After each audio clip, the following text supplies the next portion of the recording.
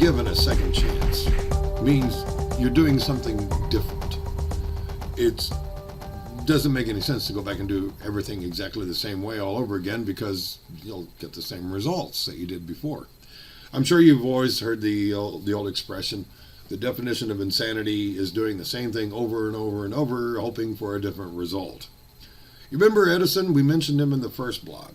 And the point of it was that he tried thousands of times to invent the light bulb until he finally found one that worked. Now, some thought what he did was insanity. Actually, it wasn't insanity because he didn't do the same thing every time.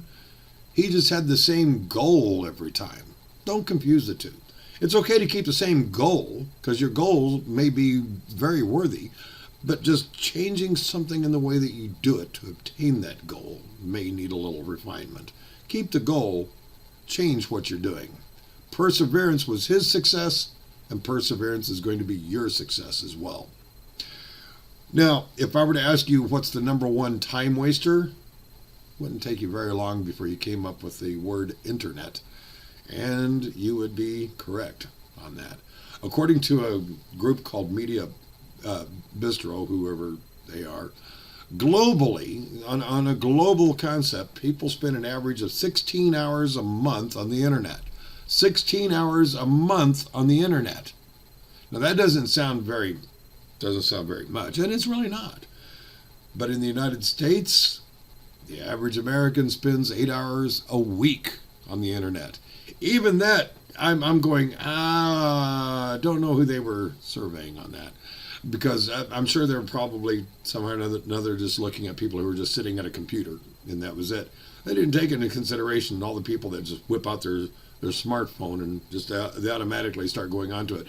I mean, how many times have you been in a restaurant or at the library, or you're in a place where there are total strangers sitting around, nobody's making eye contact with anybody. Everybody has their cell phone out. As soon as you sit down, I went in to see my doctor a few days ago, looked around the waiting room, and I was the only person in there not looking at a cell phone. Everybody else was just, and it's just, they're just killing time. And that's all they're doing. They're not interacting with anybody else. They're just online, checking their status. Because by golly, they're important, and there are people online who want to know. Oh, give me a break. But I'm sure that if you factor in that, it's a lot more than 8 hours a week. I'm sure of that. Television still remains among one of the top time wasters. However, that is chiseling down a little bit because with streaming TV shows on the internet, this is a little more difficult to measure. And the difference between watching TV and streaming shows is becoming just a little bit more blurred. Watching TV or surfing the internet is not completely bad, though. I mean, it does have its benefits. Internet can provide access to world knowledge and world disknowledge, actually. TV can present an important time to unwind and relax. And so they both have useful functions. And both in moderation can be helpful. I'm not totally opposed to either one of them. But like anything else, in excess can limit your ability to impact others by removing you from being with others. Social media is not being with others. You may have thousands of friends on Facebook, but nothing replaces the personal eye-to-eye contact and social interaction on a personal basis. Oh, I saw a cartoon not too long ago of a gentleman who had passed away, and his family or I'm assuming they were family members, were in the memorial hall with him in his casket at one end, and a room full of empty chairs, and one of them looks at the other and goes, I don't understand. He had thousands of friends on Facebook. Well, that is the way it goes, and we tend to put too much into the so and so is my friend on Facebook, and it doesn't really matter. That's not being social either. So instead of using your second chance to surf the internet, instead of doing that, spend some time with your family. That's going to mean swallowing some pride every now and then for some people. Other people, it's going to be really difficult. Other people, it's going to be really easy to do. But spend some time with your family. Schedule a picnic, a trip to the zoo, just about anything. Call a family member you haven't heard from in a while. You know somebody in a nursing home? They always need some face-to-face time, always. Don't know anybody in a nursing home? Go anyway. Go anyway. Nursing homes are anymore. Sadly, they're warehouses for human beings. And when my mother first went into a nursing home, I was somewhat shocked and dismayed as to what I saw as far as the social structure was concerned, because it always amazed me. I would show up to this nursing home and it just amazed me how often the parking lot was empty. My mother has been there in this nursing home, the same nursing home now, for about 5 years. She's been there quite a while. And I know for a fact there are people in there that have never had one visitor the entire time my mom has been there. It's just a crying shame. The parking lots on Mother's Day, on Father's Day, on Christmas, Easter, the parking lots are just empty. So go up to a nursing home.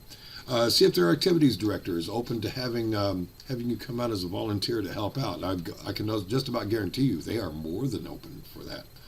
Sometimes finding something to do with your second chance falls right in your lap. Sometimes the opportunities are just there. Other times you have to go out and look. It's like panning for gold. You can sit there for hours just panning around, and all of a sudden there comes that glint of that shining golden object, and you know you've struck pay dirt. And that's when it becomes so much fun and so fulfilling. Sometimes it's just a matter of looking around and finding a need to be filled. We talked in the last vlog about paying it forward. One experience that happened to me firsthand about a year ago. I was at a Quick Trip, that's a convenience store here in Tulsa, and I was getting gas. I went in and paid for my gas, and got a little snack or something like that.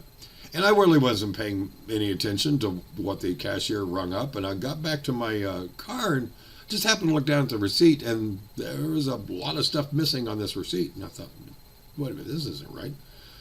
So I walked back in the store and I said, I think you made a mistake on this, on my purchase here. And he goes, no, there is no mistake. That lady right over there, paid for that. And I, what? And I walked over, and she had noticed I had a dog tag on. And at the time, now my dog tag now is a metal alert, but at the time I had some military tags on that I wore because my son was active Army, and as long as he was overseas, I wore the same dog tags that he was wearing when he was over, and I am a veteran myself too. I went over and said, ma'am, are you sure you want to do this? Because she had paid for my gasoline. That's what she had done. And she goes, no, I noticed you were a veteran, and I'm paying this because you've already paid yours. I thought, wow, that was so nice, and I thanked her for that very kind gesture, and so I just thought it was so wonderful that somebody would actually do something like that. And talk about taking your second chance and finding an advantage of how you can use it to impact somebody else's life. That was just a classic. You ever look back and think, man, if I had a second chance, I would do it differently. I would do something differently. What's keeping you? Do it differently. Do it differently starting now. Consider this your second chance. You can actually begin with your second chance. All you got to do is start doing it differently and start doing it now. You don't have to wait for some big defining moment happen in your life. You don't have to wait until you've died twice in a hospital bed. You don't have to wait until you've dived into the Chesapeake Bay only to be paralyzed from the shoulders down. You don't have to wait until you're out surfing somewhere and have a shark bite off an arm. You don't have to wait for any of this stuff to happen. All you have to do is start doing it. That's all you got to do. So get out there, find that second chance for yourself. Impact other people with it. Make a difference in somebody's life. You can do it. You've got the power to do that in your hands today. All you got to do is get out and do it. That's all. Thanks for joining me on this 3-part series blog, and I look forward to seeing you soon.